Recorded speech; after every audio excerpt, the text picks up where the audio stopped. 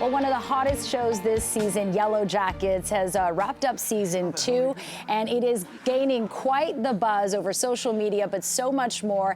And one of the stars of the show, Kevin Alves, who plays Travis Martinez, joins us live in the studio on CP24 Breakfast this morning to talk about Showtime's second most streamed show with a 100% rating on Rotten Tomatoes. Kevin, welcome. How are you doing this morning? I'm really good. I'm enjoying being here. Yeah, so this is special because you're from Toronto. Yeah. You're a figure skater that skated in Richmond Hill. Now you're part of this huge ensemble cast starring Juliette Lewis, Melanie Lansky, and so much more about this show really where a bunch of girls, star soccer players, get on a plane to go to the Nationals. The plane crashes and they're lost in the woods. And there's cannibalism involved. Oh yeah, and we're there for 19 months, so lots goes down.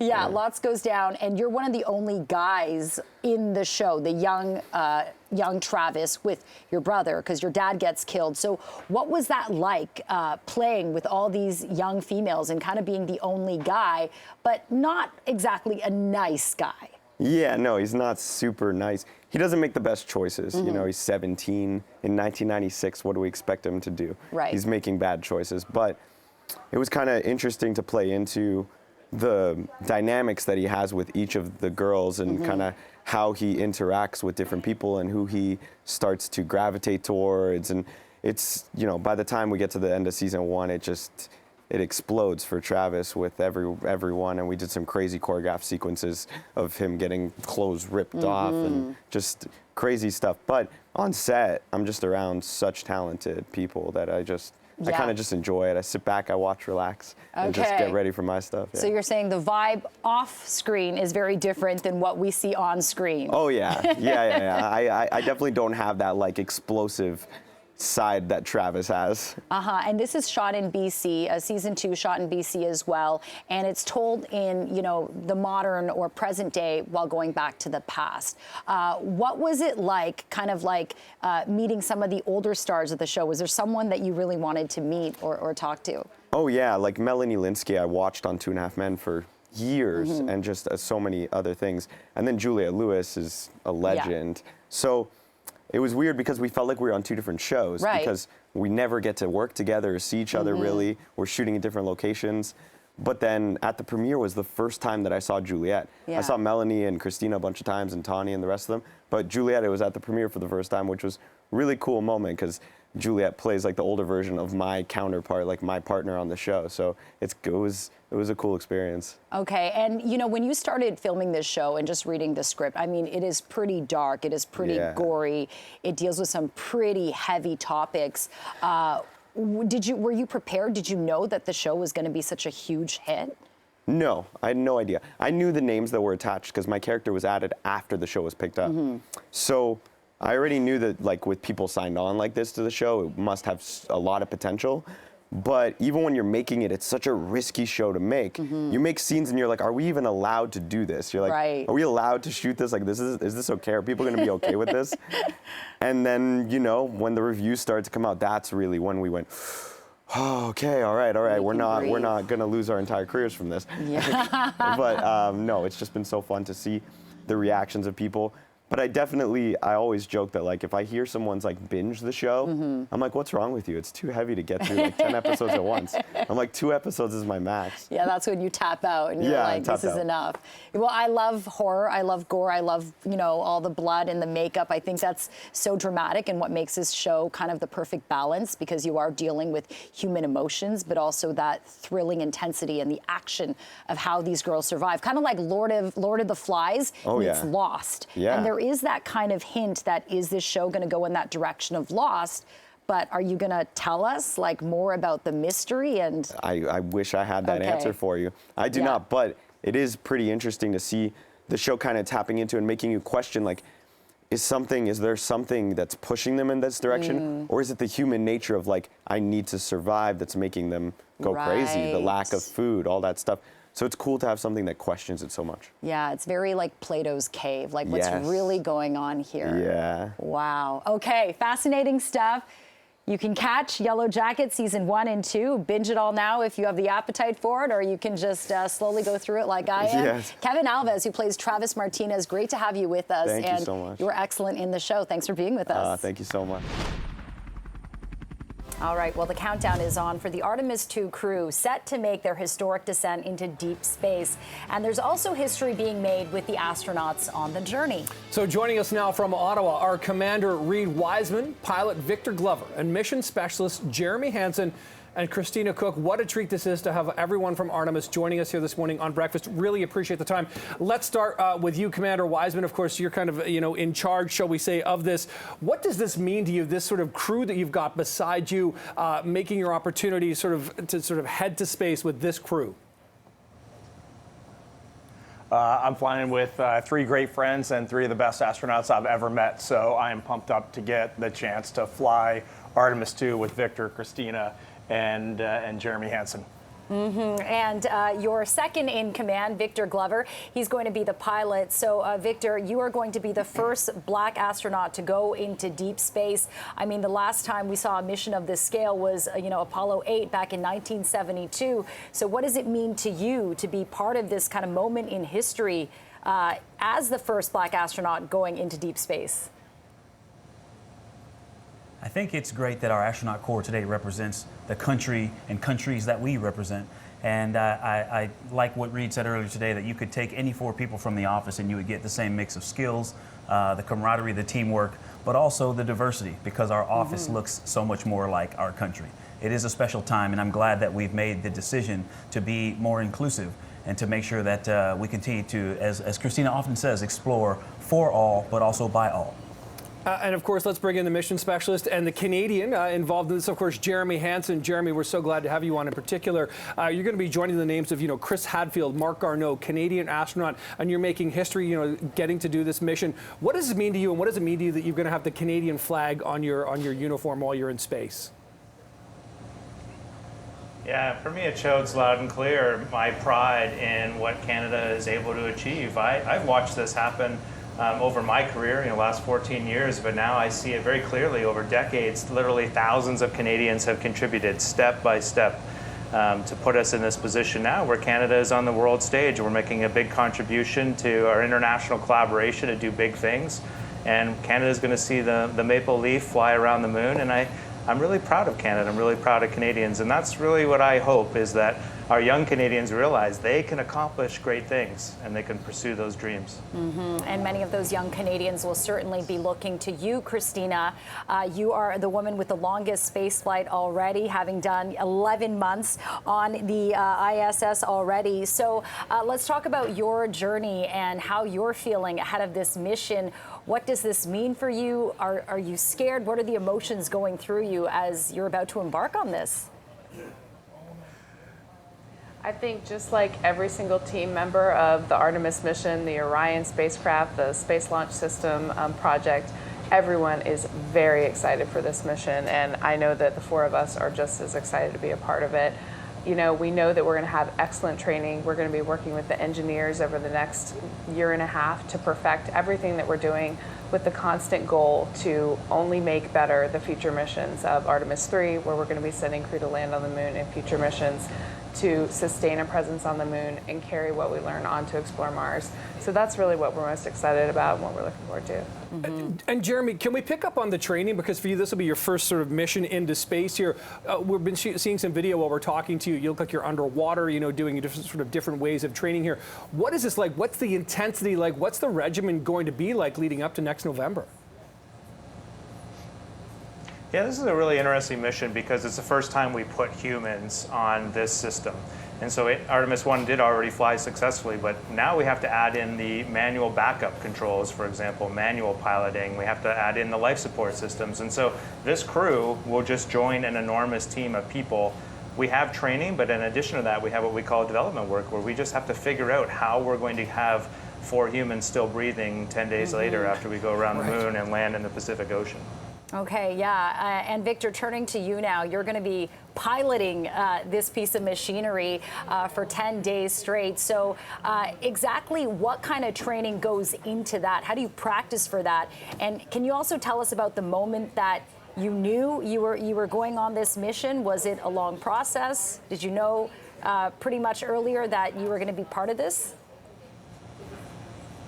Okay, so piloting the vehicle, it is not a continuous activity over the 10 days. It means to really understand the vehicle and the capabilities of that system. And hopefully, when we do our proximity operations demo, a 2 to 3 hour chance to fly the vehicle by hand, I'm hoping all 4 of us will get a chance to actually operate the manual controls of this system. That would be amazing.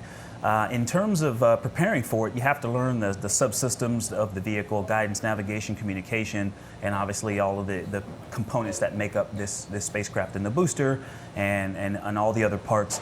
Understanding the trajectory and also learning lunar science fundamentals as we go around the moon to understand what we're seeing out of the windows.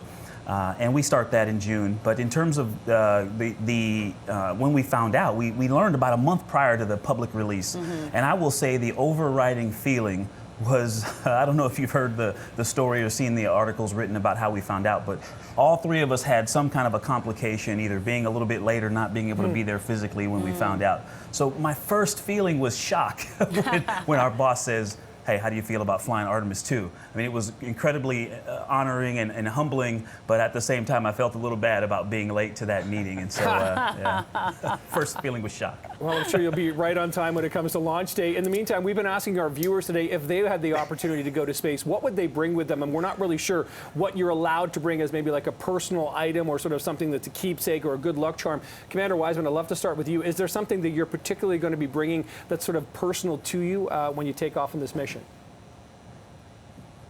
Sure, Jeremy. We are excited to fly. We're excited to fly together, but at the same time, this Artemis 2 is one tiny step towards getting humans on Mars, and I really hope we get to take a little piece of everybody to put their time and their effort into building this spacecraft. If you were down in Mississippi right now or in Florida, you would get to see our booster is almost completely assembled. Our spacecraft that we're going to fly in is going through the finishing touches right now. They're putting the last elements in.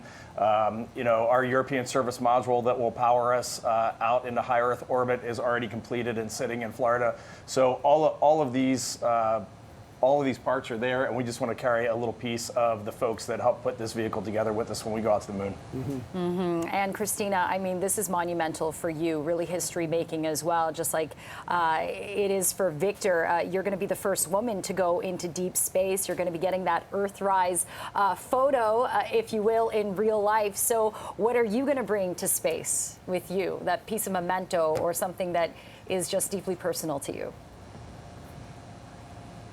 You know, it is a historic time. We've made the decision collectively that it's important to take all contributions, and that's what's going to lead us to mission success. I agree with what Reed said. We hope to bring things that will honor the team that we're a part of.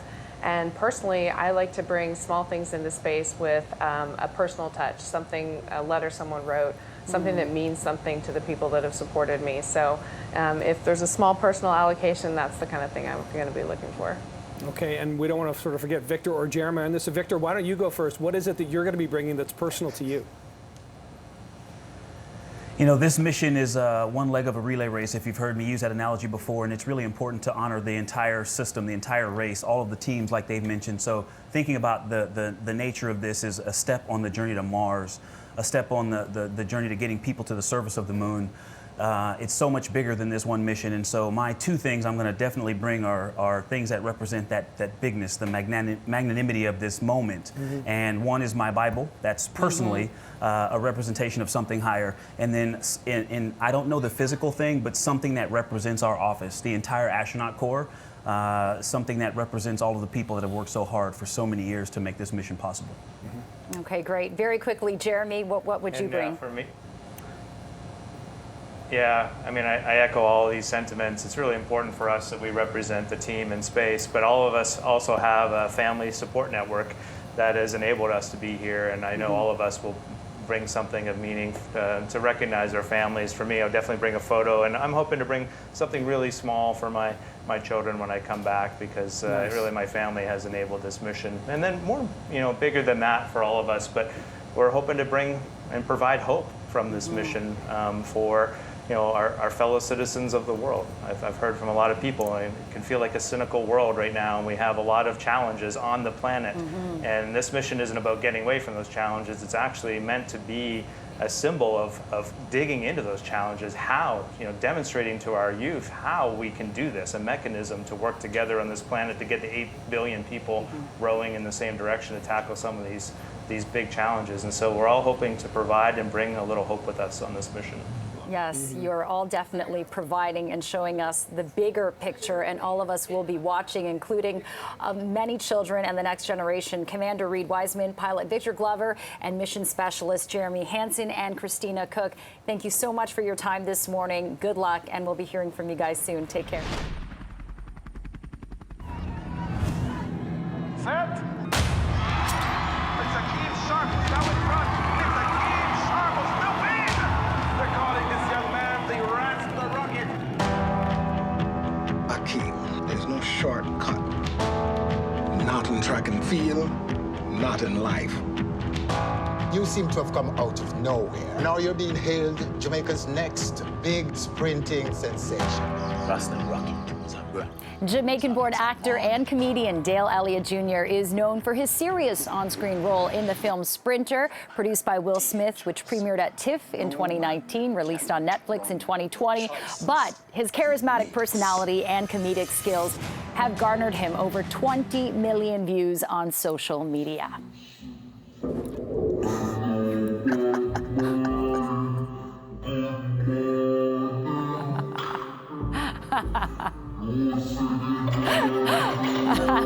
They can hear it? I think so. But now Dale Elliott has selected Toronto for his very first solo Canadian comedy show. And for more on this, we're joined by Dale Elliott Jr. himself. Good morning. Welcome back to Toronto. Good morning. Thanks for having me. So that's quite a contrast we see between your serious movie role and the comedy that you do online. But this show coming up April 30th, the title of it is called Bad Pickney, which means problem child in Jamaican. So why this title, and were you a problem child growing up? Yes, I was a very rude and bad pitney, I grew up with my grandparents. Yeah. And that's literally what she used to call me. A pickney. Bad pitney, because I was just really rude. Everything that was wrong, I was doing it, put it that way. But yeah, it's more of a slang. I was a problem child. I grew up in an extended family. So out of all my cousins, I was the one that was giving the most talking, so. And now you're a comedian, and it seems like kind of the perfect transition, right? Perfect fit. Honestly, I love it. And Dale, you started, doing the vlogging, Vine, when you were 16 years old. Yeah. You were in school at the time, and this is before your movie role, obviously. What made you think that you could kind of turn to the internet and social media to share content that was relatable to people? So what really happened was, when you experience stuff, grow up with parents, growing up in a certain household, you want to find a way to express yourself. Mm-hmm. And then at the age I was at, I wanted to find something that is relatable. So during this period of time, I used to live with my grandparents, and she used to boss me around the house, and there's a lot of stuff that I was going through that at the time I thought was really bad, but I took a risk and I made a video about it one day, mocking her, and everybody was like, but my grandmother was like that. So I realized that once I start doing stuff that is relatable, a lot of people find it funny. So I would just have to focus on myself and focus on the things that I'm experiencing on a day-to-day basis and send that out to the world. And it's been very good to show people that. Absolutely. I mean, it got you picked for this movie Sprinter, produced by Will Smith. And in it, they say that they picked you to play Akeem Sharp in the movie because your life story is very similar to his. You did track and field, and both your parents still live and work abroad. Yeah, so I've just finished track and field at the time when I was in college.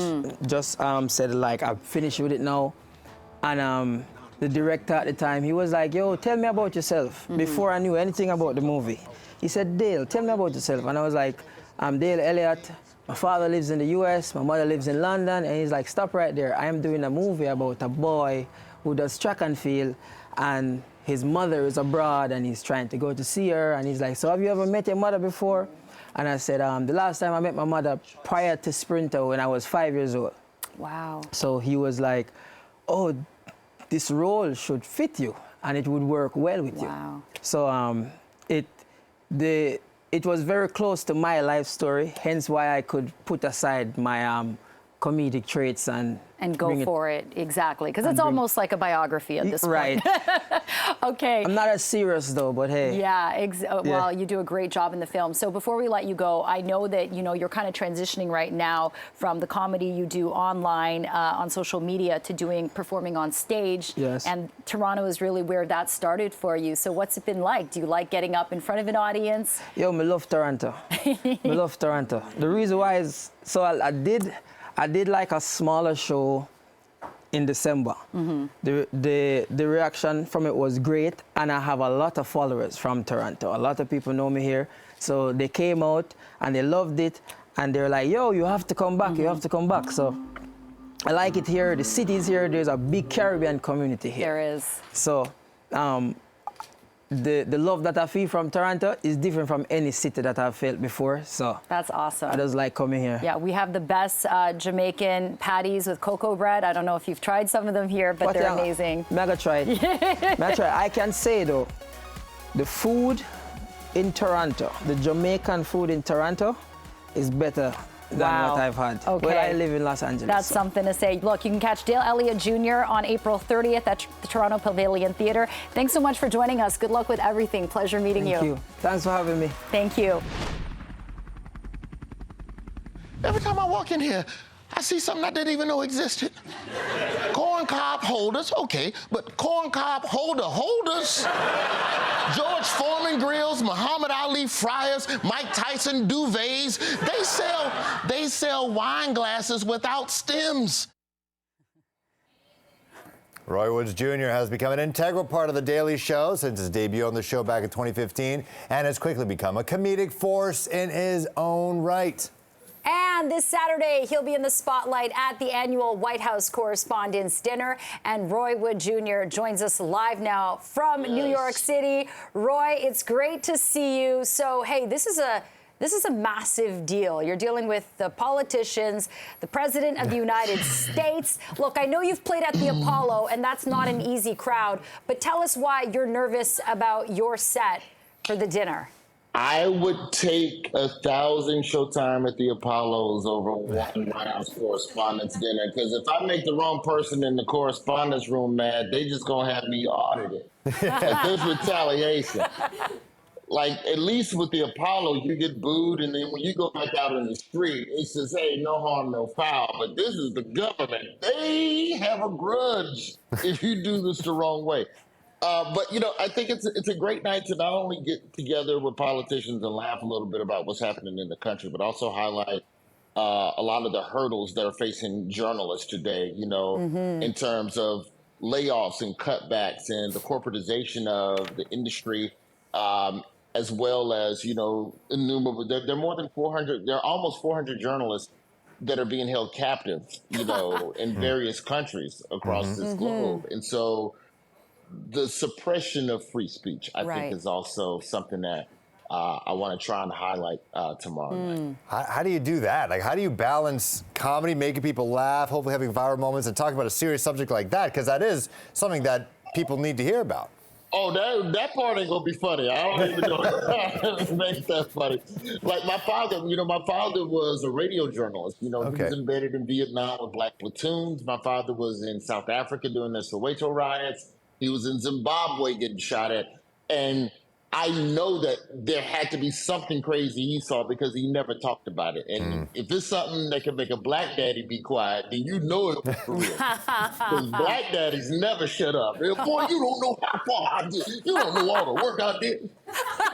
That's almost like Asian moms. My mom doesn't stop about anything. You say she has a suggestion for everything. Unsolicited advice, it's always happening. Even if she doesn't know you. Even if she doesn't know you.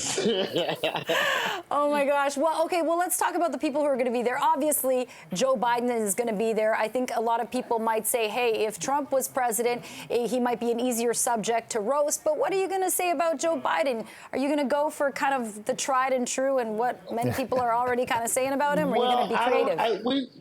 I want to figure out what I'm going to do, but every time I try to figure out what I'm going to do, the news changes so fast. Is it like this in Canada? Where you think you have a sense of normalcy, and then 2 anchors get fired, a former president gets indicted, and you have to throw out your whole script, and then a news company gets sued for almost $1 billion. I had jokes about Chinese spy balloons 2 weeks ago. You think I got time for that now?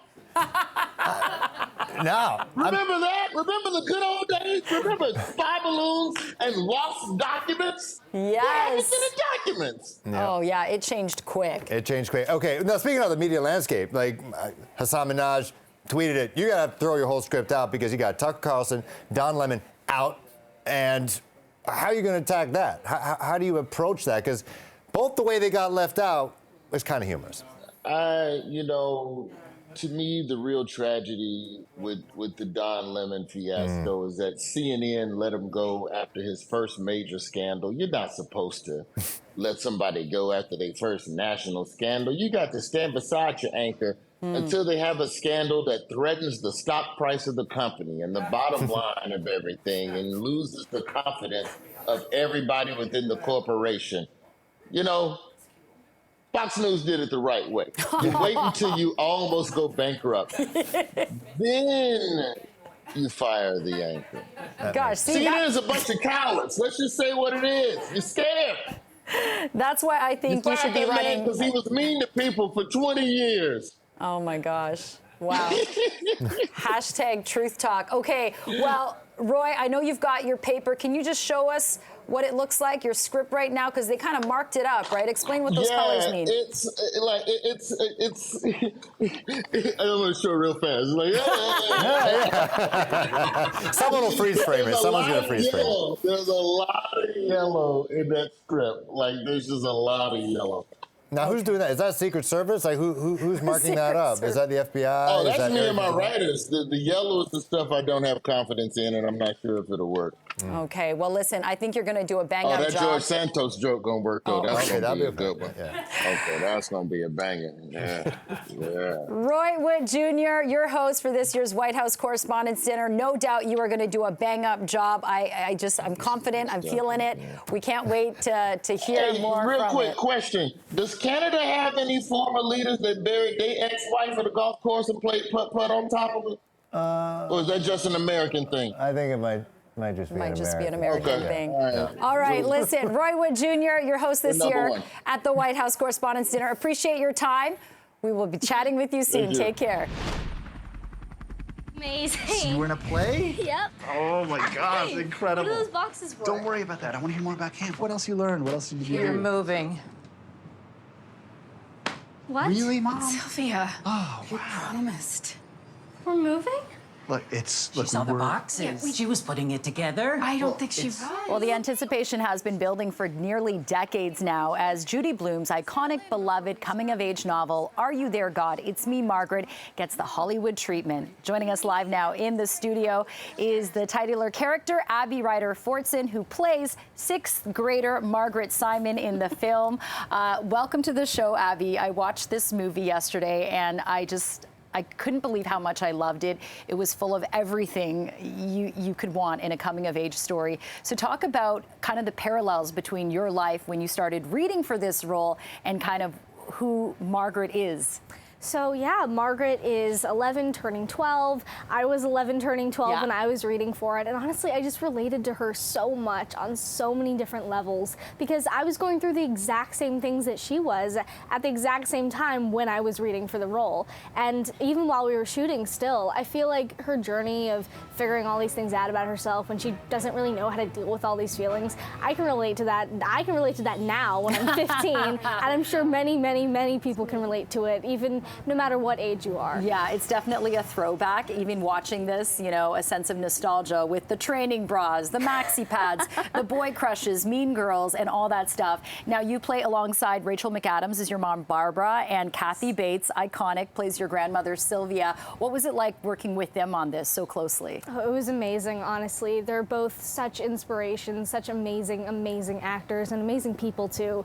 Rachel and Kathy are some of the nicest people you will ever meet, and everyone was just so welcoming and amazing to work with on set. Okay, there's a scene in the movie where you're dying for a training bra and you stuff it with socks, and at one point you're banging a typewriter with it. How many takes did that scene take? And like, did you just laugh and crack up the entire time you were doing that? Yes, that was basically what happened is they said, go in the room, do whatever you want, we'll follow you around with the camera, and it was just 20 minutes of me going nuts with socks in my boobs. So, you know.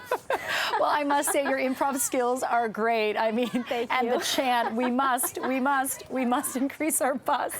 Oh, it was so good. But this film also deals with some other serious issues like bigotry, religion. You know, you're kind of straddling this place where you don't know what you want to be religion-wise, if you're Christian or Jewish, and also slut shaming, as well as issues of just womanhood in general. So do you think this is a reason why the film will resonate on so many different levels? Yeah, honestly, I think that it's a really important story to tell. I think that there's so many topics nowadays that we've put sort of a taboo on, and it's really unfortunate because, you know, in the United States right now, we have a bunch of laws saying that kids can't talk about what's happening to their bodies and the changes that are happening, and it can be really scary sometimes, especially if you don't know what's going on. So I think that this film will really help just let people know that it's okay to talk about things that might seem uncomfortable, but it's still important to talk about them. Yeah, absolutely. And in this film, you know, we can't forget the love that comes with growing up and the crushes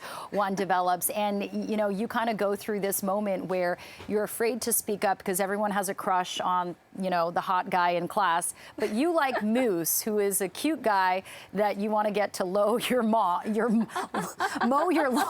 Yes. Okay. And literally. And he's kind of this Bob Ross character named Moose. So talk about the interplay between that. It was just super duper fun to do that, honestly. I think that Aiden and I had a lot of fun on set, and it was a really great experience. And I think that it's really funny, honestly, to just watch Margaret being like, oh my God, I'm dying right now. Everyone is gushing on this guy, and I'm not, and I don't know what to do.